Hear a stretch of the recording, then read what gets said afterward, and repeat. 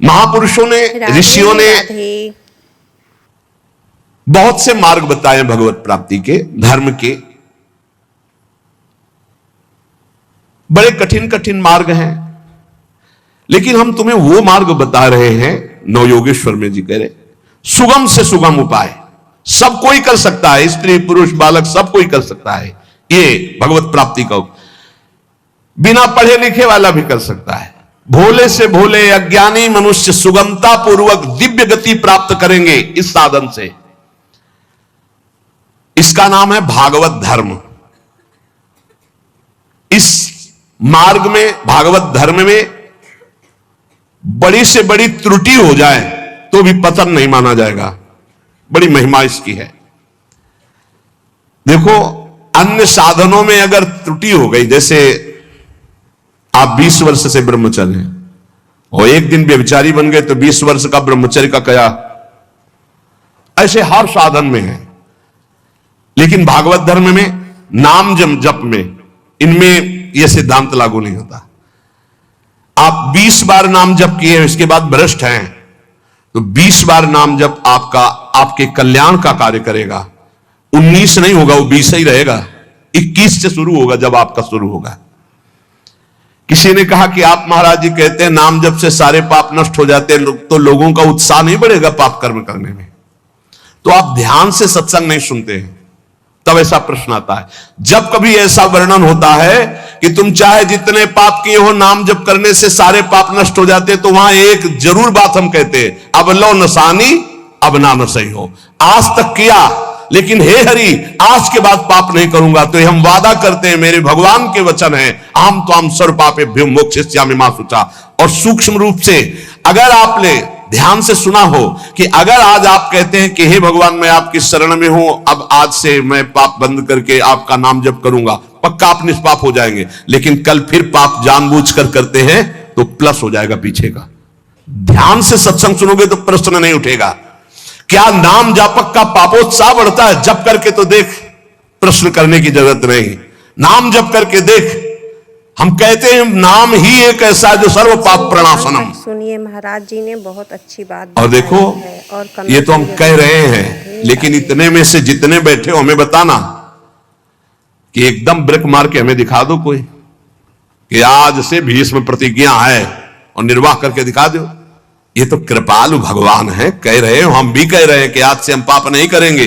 लेकिन हो सकता है कि ब्रेक मारते मारते गाड़ी बीता दो बीता आगे खिसल जाए, वो ब्रेक मानी जाएगी, ब्रेक ही मानी जाएगी कि देख लो पहिया नहीं चला है, पर ब्रेक मारी खिसक गया एक बीता, उतने में घटना घट गई। तो जनयो गुण प्रभु मान न काऊ, दीन बंधु अति मृदुल स्वभाव।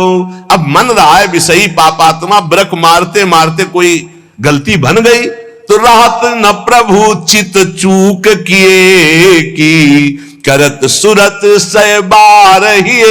ये उसकी बात कह रहे जिसने ब्रेक मारी पर चूक हो गई, ये उसकी नहीं कह रहे जो सुन के चूक करेगा। उसके लिए फिर नाम के बल से अपराध करने वाले को नामापराध लागू हो जाता है उस पर। कानून है।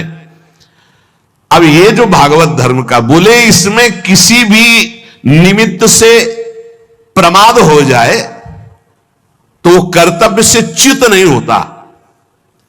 जैसे जीटी रोड बड़ा है, खाली है, आंख मूंद के चलो तो गिरोगे नहीं, बहुत प्लेन जीटी रोड।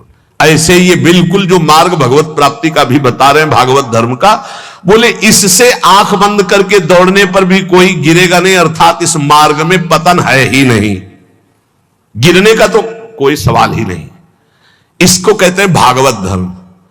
तो बोले भागवत धर्म करने वाले के लिए नियम नहीं है कि कोई विशेष प्रकार का कर्म करे। बहुत ध्यान से सुनो, वह शरीर से, वाणी से, मन से, इंद्रियों से, बुद्धि से, अहंकार से, अनेक जन्मों अथवा इस जन्म की आदत से, स्वभाव से जो जो करे यत करोषि, वो सब परम पुरुष भगवान नारायण को समर्पित कर दे, बस इसी से भगवत प्राप्ति हो जाएगी। शुरू करो। कई बार चर्चा कर चुके हैं, यही साधन आगे बढ़ाता है। सिद्ध बनने की कोशिश जल्दी मत करो, यहां बल्ले जल्दी सिद्ध हो जाते हैं। अरे क्या समर्पित करना, हम तो समर्पित ही है। सही ढंग से समर्पित हो जाओ तो ये निकलेगा नहीं कि हम समर्पित हैं। वो प्रभु कहेंगे ये मेरा है। हमें क्या कहें, हमें तो सिर्फ इतना कहना है कि हमारे आप हो, बस। समर्पित है कि नहीं वो तो तुम जानो, हम क्या जाने। क्योंकि समर्पण का तो आपको स्वीकृति करनी हो, आप जानो कितना है, हम क्यों कहें। हमारा हर मिनट, हर सेकंड, हर चेष्टा आपके चरणों में समर्पित होगी।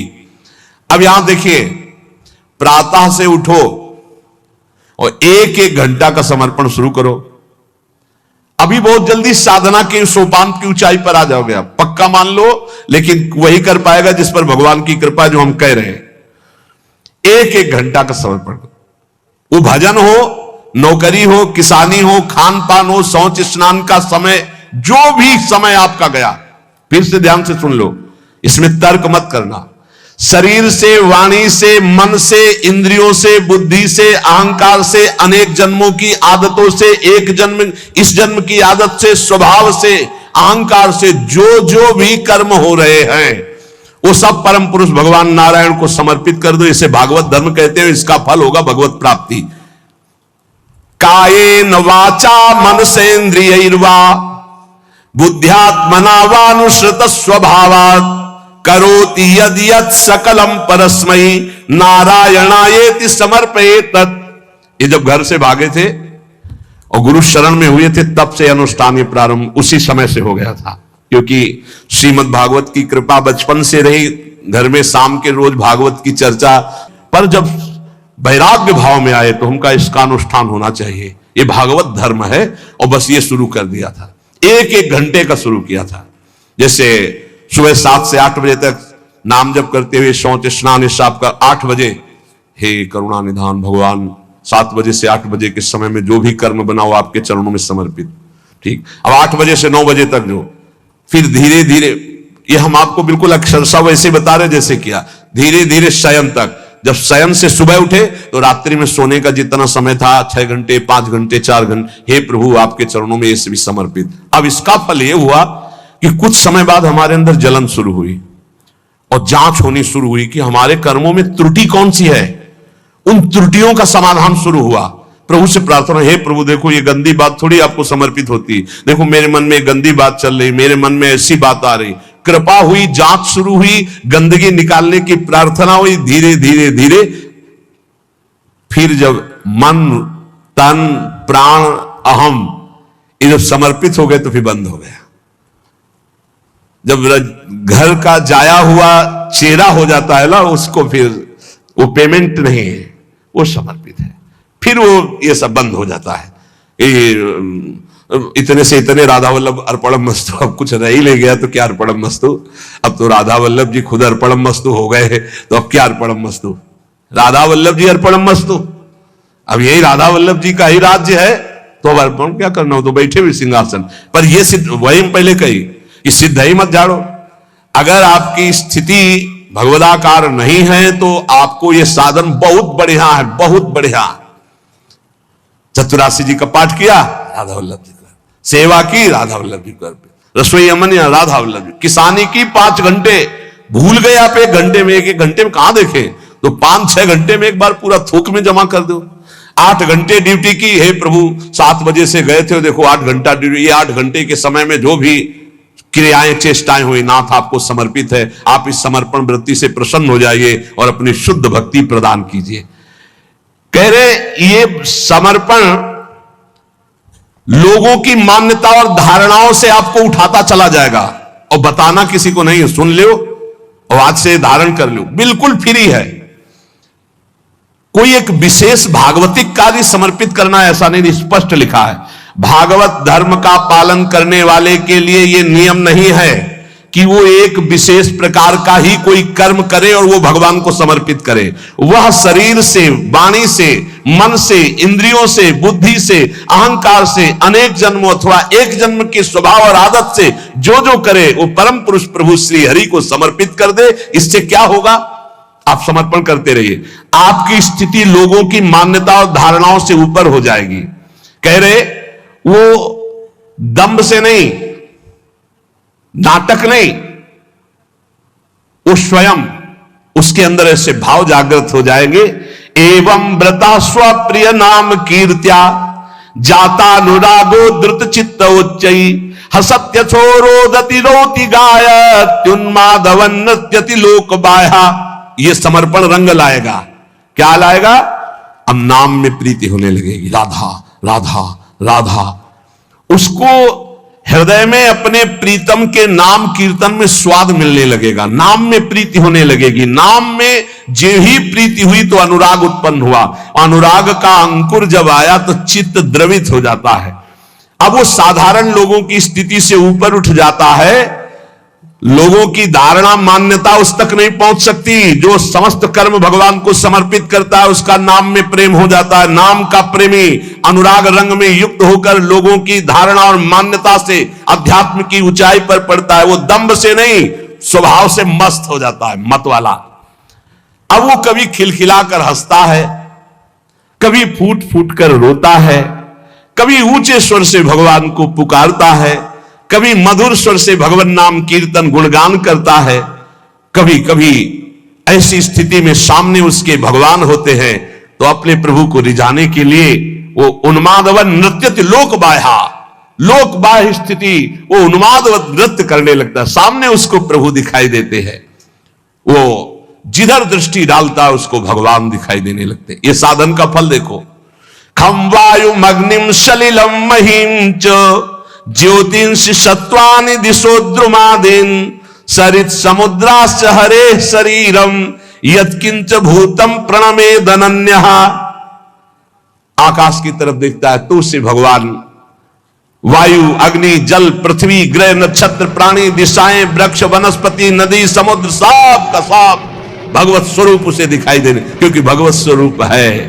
सभी रूपों में अपने आराध्य देव को प्रकट रूप से देखकर, चाहे जल सामने आए तो जल रूप भी भगवान, वायु स्पर्श करे, हाँ मेरे भगवान मेरा आलिंगन कर रहे हैं। जिधर दृष्टि जाती भगवान वो अनन्य भाव से भगवत भाव में डूबा हुआ सबको प्रणाम करता है। भक्ति परेशानुभवो विरक्ति रन्यत्र चैष त्रिक एक कालः प्रपद्यमानस्य यथास्नतः स्युस् तुष्टि पुष्टि क्षुद पायोनुभासम। आहा, जैसे भोजन करने वाले को प्रत्येक ग्रास के साथ तुष्टि पुष्टि क्षुधा निवृत्ति तीनों एक साथ होते हैं, ऐसे ही एक एक मिनट जो भगवान को समर्पित करता है, नाम जप करता है, उसको भजन के प्रत्येक क्षण का प्रभाव, संसार से वैराग्य, प्रभु में प्रेम और अपने स्वरूप का ज्ञान तीनों एक साथ, तुष्टि पुष्टि क्षुधा निवृत्ति, संसार से वैराग्य, भगवान में अनुराग, अपने स्वरूप का ज्ञान, तीनों एक साथ बढ़ते चले जाते हैं। एक एक क्षण भगवान को समर्पित करता है, भगवान नाम जप करता है। यही जीवन का सार है। गुरु शिष्य का संबंध है भगवत प्राप्ति कराने से। तन मन प्राण समर्पित करके गुरुदेव की आज्ञा पे चलो, निश्चित भगवत प्राप्ति है। भगवत प्राप्ति कोई ऐसा रसगुल्ला या गुलाब जामुन नहीं कि खरीद लिया, ये लो भैया आ लो। उनकी आज्ञा पे चलो, भगवत प्राप्ति आपको होनी है। आपको भ्रम छोड़ना है, आपको असत आचरण छोड़ने, आपको असत चिंतन छोड़ना है, आपको भगवत चिंतन करना है। तो गुरुदेव का सारा प्रयास रहता है असत त्याग करके सत्य में स्थित करना। वो गुरु गुरु नहीं है जो अपने शिष्य को भगवत भक्ति के रंग में रंग करके मृत्यु रूपी माया रूपी फांसी से न बचा पावे। वो गुरु गुरु नहीं है। वह स्वजन स्वजन नहीं है जो अपने संबंधी को भगवत नाम जपने का उपदेश न करे। वो पिता पिता नहीं जो अपने पुत्र को भगवत प्राप्ति का उपदेश न करे। वो माता माता नहीं जो अपने पुत्र को भगवत प्राप्ति का भजन का उपदेश न करे। वो पति पति नहीं है जो भगवत प्राप्ति का उपदेश न करे, भगवत प्राप्ति का सहयोग न करे। इन सारे संबंधों की एक ही महानता है कि मुझे भजन भगवत प्राप्ति का संयोग बैठा ला जाए और इस जन्म में भगवत प्राप्ति कर ले, चाहे वो गुरु हो, चाहे माता हो, चाहे पिता हो, चाहे मित्र हो। भगवत रसिक जी कहते हैं अगर ऐसा संग नहीं है भगवत प्राप्ति का तो सब माया का नाटक है, हमको नहीं इस माया के नाटक में फंसना। देखो भगवत प्राप्ति कैसे होती है। आपने एक जगह मान लिया कि हम सब बात तो टाल सकते हैं, अपने गुरु की बात नहीं टाल सकते। अब माया आपको नहीं परास्त कर पाएगी। बस सब कुछ तो है, हम बड़े नीच हैं, पतित है सब, लेकिन अपने गुरुदेव की बात में नहीं टाल सकता। इसके लिए मैं विश्व से विलग हो सकता हूं, शरीर छोड़ सकता हूं, प्राण छोड़ सकता हूं, बात जीत गया। और गुरु की बात ऐसी मानी जाती है। वो कह रहे इस समय दोपहर के 12 बजे, जी बिल्कुल धूप खूब चौड़ी है, मूर्ख बना रहा है, चौड़ी धूप है। 4 बजे नहीं महाराज आप कह रहे हो 12 बजे है, नहीं समय तो 4 बजे। हाँ महाराज ब्रह्म मुहूर्त का समय है। बड़ी मुंह चुपड़ी बोलते हो तो महाराज, आप बोलोगे दिन तो हम दिन को दिन, आप कहोगे रात तो हमरा, हमको मतलब नहीं दिल है कि रात, आप कह रहे हो दिल है, तो हम अपनी आंखों का विश्वास नहीं मानेंगे, हम आपकी बात मानेंगे। तुम्हें जो पसंद वही बात करेंगे। आप आज्ञा करो, हमारा तन मन प्राण उसी मार्ग में चलेगा जिसकी आपकी आज्ञा है। बस जीत गया। इसी बात का दुरुपयोग होता है, इसी बात का दुरुपयोग होता है। वो गुरु गुरु ले जो भगवत प्राप्ति के मार्ग में नहीं चला। देखो हम फंसे कहां हैं, बस सूक्ष्मता से समझना। भगवत प्राप्ति किसको होती है और भगवत प्राप्ति किसको नहीं होती, बिल्कुल सरलता से हम आपको समझा रहे हैं। केवल अहंकार ही भगवत प्राप्ति में बाधक है, और उस अहंकार को गुरुदेव उल्टा सीधा दक्षिण बाएं ऊपर नीचे हर जगह से प्रहार करके चकनाचूर करते हैं, पक्का चकनाचूर करते हैं। अब उसको केवल, आप तो कहते थे कल की ऐसा है, आज आप कह रहे हैं ऐसा, ये प्रश्न नहीं होना। खड़े हो जाओ जी, खड़े हो गए, बैठ जाओ बैठ जाओ, आज के बाद ऐसा कभी नहीं करेंगे। हाँ करें, ए आज ये लाओ ना महाराज, आप तो कह रहे थे कभी ये नहीं खानी। नहीं जी पाओ, कल हमने कहा था नहीं पाना, महाराज जी आपने आज कहा है कि आज पा लीजिए, पा लिए, आज अभी को नहीं तो नहीं। ऐसा जीतता है, ये नहीं कि आपने कल कहा था तो आज ऐसे नहीं, वचनम करिष्ये तो आप जैसा कहें, जीत गया। अहंकार का केवल नाश करने की लीला होती है, अहंकार का नाश। दौड़ो नहीं, खड़े हो जाओ, खड़े बैठ जाओ, बैठ, जब तक हम ना कहें तब तक ये बैठे रहना, उठ के एक कदम में नहीं जाना, हमें वैसे ही बैठे रहे, क्योंकि केवल बात अहंकार की हो रही है। इस अहंकार का मर्दन केवल गुरु कृपा से होता है। और जब देखते ना कि ये तो अहंकार को संभाले हुए, तब फिर वो दुलार करने लगता है। अच्छा वैसे बहुत घाटा है, गुरुदेव हमें कभी दुलार ना करें, वो सदैव हमारे ऊपर शासन वृत्ति से रहे, उनको कभी ऐसा ना लगने पावे कि अगर हम तो अवहेलना करके हम चले। ये कभी एक साधक कह रहे थे कि हमें सबसे बड़ा दुख तब होता है जब आप विनय पूर्वक कोई बात हमसे कहते हैं, तब लगता है कि आज तक हमारी ऐसी वृत्ति अभी नहीं हो पाई कि गुरुदेव अपना मानकर हमको तू संबोधन करके बात करें। ऐसे बात वो विनय पूर्वक बात करें, मतलब सम्मान पूर्वक। कहीं मेरे अंदर अहंकार है, कहीं मेरी भूख है। बोले बस ये मुझे पसंद नहीं आता जब आप विनय पूर्वक बात, कि मैं आपसे हाथ जोड़कर प्रार्थना करता हूं आप ऐसा, तब लगता है धिक्कार हमारे जीवन को। अभी तक मेरा अहंकार बकाया रह गया है, अभी तक गुरुदेव अपना नहीं माने, अभी तू कह के संबोधन नहीं कहे रे ऐसा करो।